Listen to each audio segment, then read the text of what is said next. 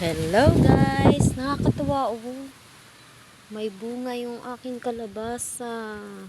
So, kailangan daw siyang i-pollinate para tuloy-tuloy yung paglaki niya. Gagawin natin, maghahanap tayo ng lalaking bulaklak.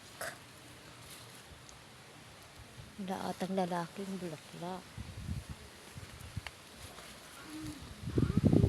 Ito, pwede pa kaya ito? Ito, lalaking bulaklak. Yan, kunin natin. Tapos, lagay natin dun sa bulaklak ng babae. Kaso close pa pala siya. Paano kaya? Yun, naantayin pa mag-open.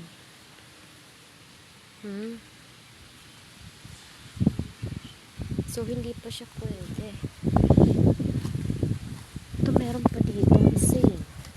Yun o, look. Marami pang maliliit. Yun o, maliliit.